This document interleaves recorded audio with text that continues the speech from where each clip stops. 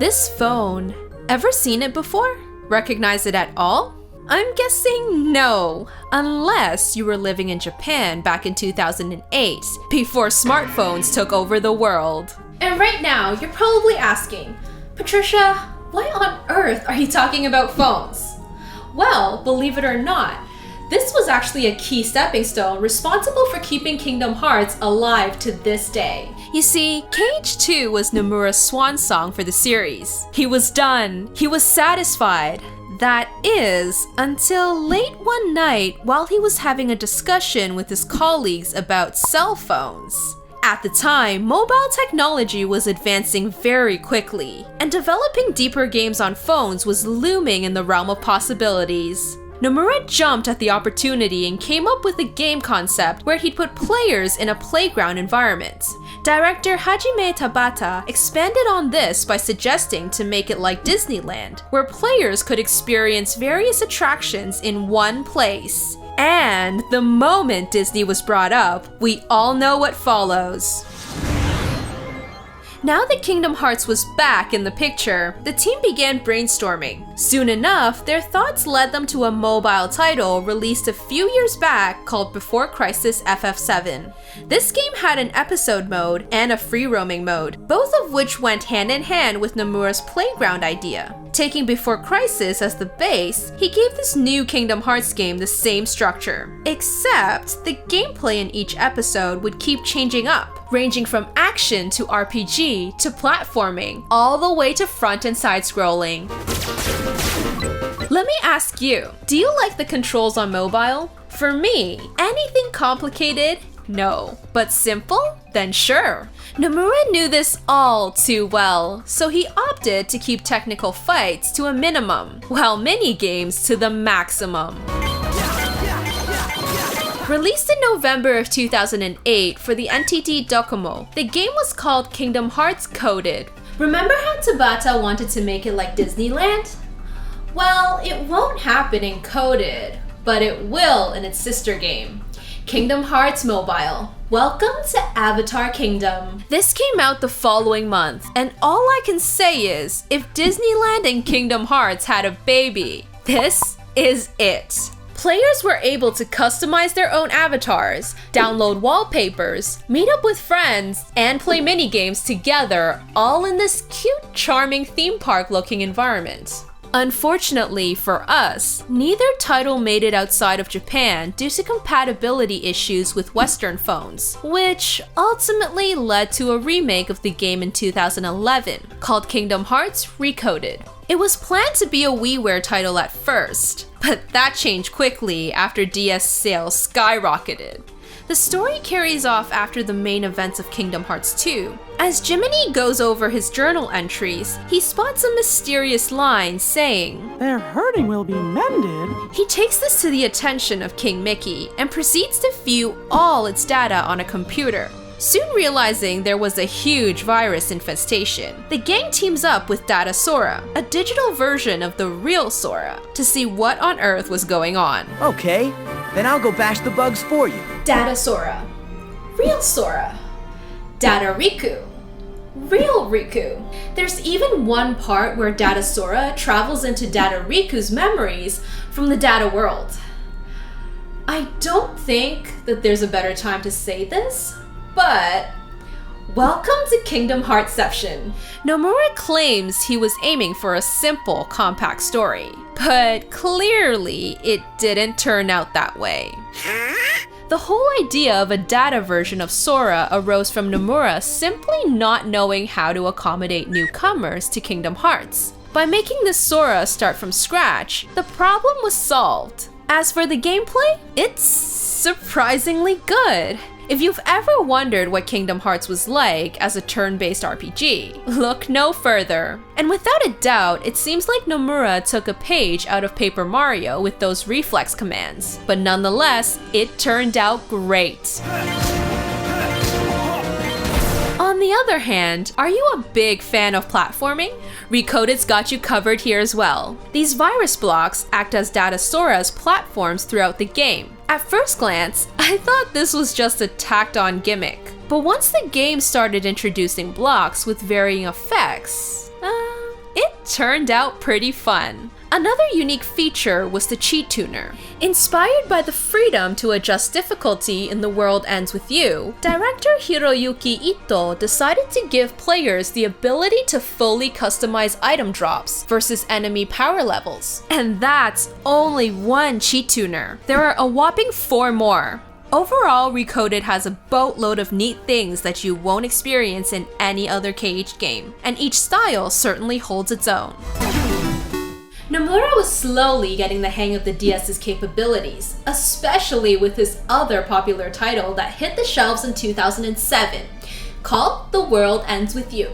If you've ever had the pleasure of getting your hands on this gem, then I don't even need to tell you its awesomeness. But for those that haven't, the game had really unique gameplay that made brilliant use of the dual screens. During this time, the video game market was amidst a revolution, the HD revolution. PS3s and 360s were landing in living rooms left and right. At the time, Nomura was contemplating which direction he should take the next Kingdom Hearts. Influenced by the serious AAA titles coming out, he decided to stick to his roots with traditional gameplay, which I find a little disappointing. I mean, just imagine Kingdom Hearts, The World Ends With You style. Well, there was one thing Nomura didn't get the chance to include in that game: multiplayer. So he took this as a starting point. Having Disney's charming cast duke it out would probably piss Disney off and get Nomura canned, so that's a no. And they already had Dissidia for Final Fantasy characters. So this was when he came up with the idea of using Organization 13. Plus, he thought their unique weapons would make it plenty of fun.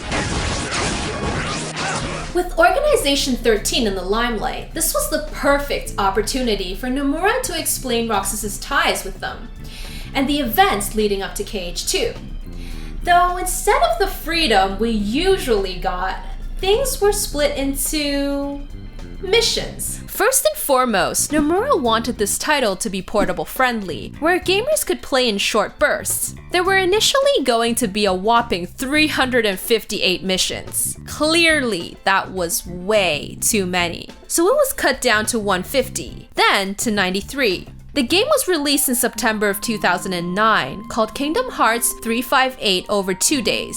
Right off the bat, it's hard to ignore the amount of red used in the box art and title screen. The reason for this was because Nomura wanted a suitable color to depict the sad storyline, along with the warm atmosphere of the main area, Twilight Town. Speaking of the story, this has got to be one of the most complicated in the series, all thanks to this chameleon of a character. I need to know who I am. Events take place before KH2, running concurrently with Chain of Memories. Roxas joins the organization as a new member, tasked to collect hearts. Initially, he was a severe introvert, but became more outgoing as he grew closer with Axel and another new member, Shion. Things eventually spiraled out of control as Roxas uncovered her true identity, along with his ties to Sora.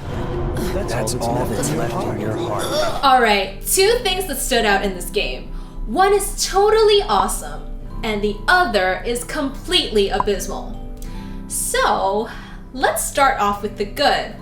The panel system. Who knew something as simple as an item menu could be so intuitive? What you have to do is take skills and items you've acquired, then place them in your deck. Sounds simple enough, right? But wait. Some take up 1 slot, and some can take up to 5 slots. Your goal is to position everything in the most efficient way. Think of it like Tetris. Heck, even the blocks look like Tetris.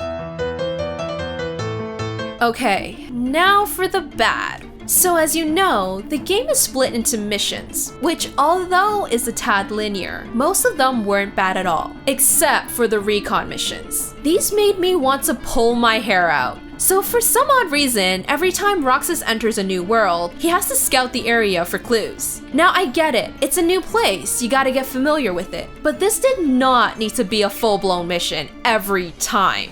Not only are some of the clues incredibly ambiguous, but for Kingdom Hearts and Disney fans, we know Beast lives in Beast Castle. We know the ballroom is brighter because it's a dang ballroom. If Nomura really wanted to explain this for newcomers, everything could have been summed up in a few cutscenes, rather than making us complete a bunch of Where's Waldo missions. As you can tell, I wasn't too happy with this entry. Definitely one of the weaker titles in the series, I think. Though, don't get me wrong, the story and the characters were deep and interesting as expected from Kingdom Hearts team. But the gameplay this time just fell short. Main themes have been prevalent ever since the beginning of Kingdom Hearts. KH1 was the heart. 358 over 2 days was memories. What Nomura had in store this time was bonds. Yes, bonds. Aiming to bring this theme beyond the confines of story and characters, Nomura came up with a new mechanic called D-Link. Similar to summoning, D-Link allowed players to share abilities with other characters without them actually being on the field. I think it's also a much needed addition since Nomura wasn't planning on including any partners this time around. That's right, no partners. But why? Well, the origin story of Kingdom Hearts and the Keyblade has long puzzled fans of the series. He wanted to finally clear the air by laying out the fates of Terra, Aqua, and Ventus individually. Of course. One for each of us. Before anything, Nomura wrote out a couple of scenes where Terra and Aqua encounter Sora and Riku. He wanted these to be in the game so bad that the rest of the story was essentially shaped around it. As an origin story, they really had to think carefully about which worlds to include. And first up on the list was Sleeping Beauty. As Maleficent's home, this was a no-brainer, since it presented the perfect opportunity to explain why she was so desperate to get her grubby hands on the 7 pure hearts. Snow White and Cinderella's world followed naturally as Nomura never had the chance to include them before. Believe it or not, the design team actually had to do some hefty research on Rococo architecture while creating Cinderella's house, since the movie never showed any scenes behind the walls. With the worlds taking shape, there was an incy problem creeping up. What monsters are we gonna fill them with? They needed to come up with something that wasn't a Heartless or a Nobody, since they didn't exist yet. Plus, it needed to die off before KH1. The result? Unversed. The team's goal was to make them unique by basing their designs off of emotions. They ended up with sporadic movements, kinda like a wild squirrel when they first spot you. Kingdom Hearts Birth by Sleep was released in September of 2010 for the PSP. Now, why Nomura chose the PSP? Simple, because it was the closest thing to the PS2 in terms of performance and design. Events take place 10 years before KH1, where 3 ambitious Keyblade apprentices were training to become masters. Aqua makes it out of the exam successful, while Terra fails due to his struggle with darkness. Master Ericus then dispatches them to various worlds tasked to eliminate an unversed infestation. 3 games for the value of 1? What more can you ask for? Well, at least that's what Birth by Sleep felt like. Each character essentially has their own game. Literally. Think of it like splitting up a Disney movie into 3 segments. You had to complete all 3 to get the full picture, and at the same time, these summed up as stepping stones that led to a climax. Though the team did come across an issue for this very reason, which was the need to coordinate who could be where and when they could be there. Now, we've seen how Nomura took a page or 2 from The World Ends With You. Well, he's not done. By simplifying the deck system in Chain of Memories and combining that with the badge recharging in The World Ends With You, he thought things would turn out a lot more exciting. And in a way, I guess it is. Running around at critical health waiting for your Curiga tab to recharge can get your heart racing. Now obviously, the biggest change we saw in Birth by Sleep was the 3 parallel stories. While taking some feedback from fans afterwards, Nomura realized it wasn't received well by everyone. To play with a new character, you either had to beat your current game or start a new game. Some players felt this setup isolated the overall plot too much, making it feel like short stories. Nomura took these criticisms to heart while he was developing the next title, and decided to still keep the parallel story structure, but added a system to merge them together, which came to be known as Drop. Here comes the exciting part. Hitting the console market at the time was a very unique system. Despite receiving invites from various companies, without second thought, Nomura settled with Nintendo's 3DS. He felt the stereoscopic 3D would open new doors for gameplay. Though it turns out, not only will it open new doors, but it'll also change the way Kingdom Hearts is played forever. But how did this incredible style come about? Well, as cliche as it may seem, we've got to take things back to the Italian plumber yet again. So you start a new game, Mario jumps out of the pipe, and you're given the freedom to move him around to your little heart's content before actually starting the game. This wonderful experience stuck with Nomura to this day, which drove him to give Sora and Riku their own set of crazy acrobatics, flow motion. Come on! Up to now, we've had the Unversed, Heartless, and Nobodies. So, what's cooking next? Oh, creatures that give you seizures? Why not? So these are Dream Eaters. Why the wide spectrum of colors? Well, simply cause the theme was dreams. Believe it or not, their creation was actually inspired by Nintendogs. Nomura was happily playing this children-friendly game one day when all of a sudden, he asked himself, why can't I start a battle with other dogs over Street Pass? Since he couldn't do it there, he added it into his own game. Also, because befriending your enemies has only been done in turn-based RPGs, he felt that having Dream Eaters partner up with the player would crown Square as the first to do it in an action-based RPG. I mean, heck, they were even planning to have the Dream Eaters evolve just like Pokemon, but that idea was dropped to preserve the cuteness of their initial form. Kingdom Hearts 3D Dream Drop Distance was released in July of 2012 on the 3DS. The story carries off after the events of Recoded and KH2. Following the defeat of Xemnas and Ansem, Xehanort was now revived. As a result, Yensid decides to put Sora and Riku through a Mark of Mastery exam in order to prepare them for the showdown ahead. The test requires the duo to travel to sleeping states of the past worlds and reawaken them. And as expected from good old KH narrative, things won't go down too smoothly. Whoa there! That is so unfriendly! So far, we've mentioned beautiful tracks Utada Hikaru has provided for Kingdom Hearts. But we're missing another very important composer responsible for renowned pieces like Dearly Beloved. Her name? Yoko Shimomura. Because KH3D has an overall positive and cheerful feel, she rearranged the title theme into a more upbeat version. Though the most impressive, I would say, is her work ethic. She puts herself in the player's shoes while composing, and the moment something doesn't sound right, she won't hesitate to start over. Really goes to explain how the memorable tracks have stuck with us for over the past 10 years. Shut it. Huh? Talk about noise. As for the game itself, it's nothing short of awesome. The best KH title to date, I dare say. After traveling around the worlds with flow motion, you just can't go back. It really lets you see the world, if you know what I mean. KH3D uses a command deck similar to Birth by Sleep, and the combat feels fantastic, especially with the new reality shift features. Though there's one problem: dropping. Now the idea works fine, until you reach a boss fight. If your drop meter is low, then you might as well quit, cause the game will probably just drop you halfway through. And it's not like you can always equip drop me knots beforehand, since you don't know exactly when the battle will trigger. But in the grand scheme, it's just a small issue. KH3D looks and plays wonderfully overall. And if you were ever confused about any of the story thus far, no worries. The devs left detailed recaps of every KH title to date.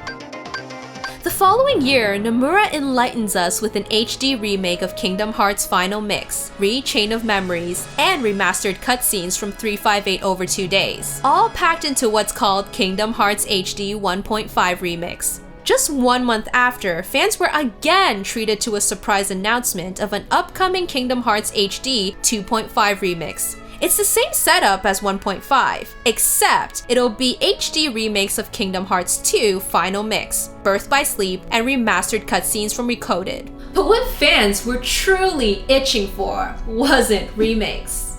Oh no. It's the same thing Half-Life fans have been dying for. For what? The past 7 years? The third installment. So the question is, why? Well, aside from being occupied with 2 spin-off titles, the team was very busy with developing Final Fantasy Versus 13, now known as FF15. Luckily for us, Nomura recently teased us with a short trailer for KH3. Though it appears there'll still be quite a long wait, it's nice to know they're officially working on it.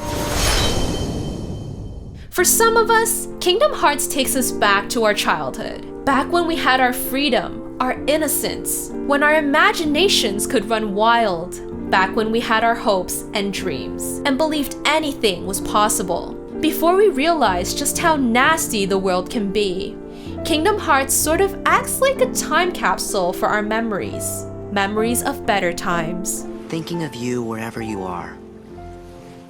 We pray for our sorrows to end. And hope that our hearts will blend. Now I will step forward to realize this wish. And who knows? Starting a new journey may not be so hard. Or maybe it's already begun. Well, that's all I've got to say about Kingdom Hearts. Hope you guys enjoyed it. And as usual, here's a little riddle. Solve it and the secrets of the next retrospective shall be yours. You can't hear me. You can't smell me. You can't touch me. But once you have me, you can't leave me. I'm deadlier than any toxin, but I won't nail your coffin. I even started a doctrine, which has since been forgotten. Some approach me like they're fearless, even though I'm really dangerous. Look, I'm not trying to be mysterious, cause the fact is, I'm freaking notorious.